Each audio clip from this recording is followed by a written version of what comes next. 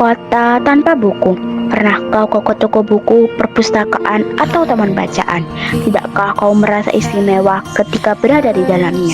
Di sekelilingmu ada berbagai tokoh dari dunia nyata dan khayal, tempat yang pernah kau kunjungi dan yang belum. Informasi dan cerita dari masa lalu, masa kini, dan masa depan, semua berpadu, semua berada dalam genggamanmu. Saat berada di antara buku, tidakkah kau merasa menjadi raja dan ratu? Ruang dan waktu seolah menyatu tanpa batas, kau bisa terbang, melintasi sekat negara dan melewati berbagai zaman. Kau bisa menyelam ke dalam samudra, melayang di angkasa, bercanda dengan aneka satwa, dan berkelana di tengah padatnya kota, juga di rimba raya. Kau tahu, buku adalah jendela dunia, kunci pengetahuan, dan pintu wawasan. Muhammad Hatta, sang proklamator, berkata, "Aku rela di penjara asalkan bersama buku, karena dengan buku aku bebas." Melalui buku, manusia terbebas dari ketidaktahuan. Tempat-tempat yang dipenuhi buku adalah harapan berkembangnya pengetahuan dan wawasan. Apa jadinya jika kota tanpa buku? Pantaskah dia disebut kota? Di kota itu mungkin kabar datang dari sumber lain, dari koran, televisi, atau internet. Mungkin informasi dan cerita datang dari cerita nenek moyang.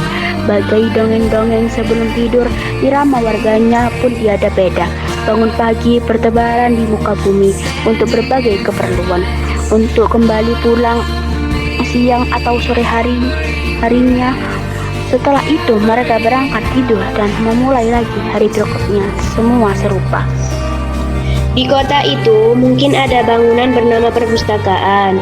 Di dalamnya buku-buku berderet dalam rak yang tak terjamah. Tiada tangan meraih dan membuka halaman demi halaman dengan sukacita. Mungkin juga ada tumpukan buku di sudut-sudut sekolah yang sepi dan berdebu, jarang dikunjungi, jarang dibaca. Buku-buku di sana teronggok tanpa nyawa. Bagaimana dengan kotamu?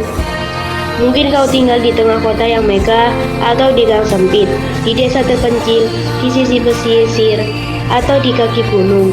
Adakah perpustakaan, taman bacaan, atau toko buku di dekat rumahmu? Jika ada, apakah tempat itu menjadi wadah berkumpulnya anak-anak dan marga? Menjadi pusat berkembangnya wawasan dan pengetahuan, atau hanya menjadi pajangan?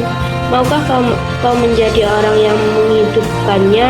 Kau bisa mengunjunginya dan mengajak teman-teman membaca dan berbagi cerita di sana.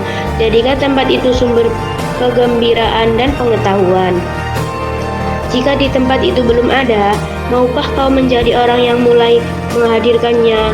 Kau bisa memulainya dari sebuah sudut di teras rumahmu. Ajak teman-temanmu memulai langkah baru.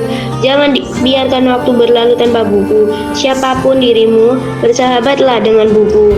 Dia akan menjadi teman setiamu sepanjang waktu.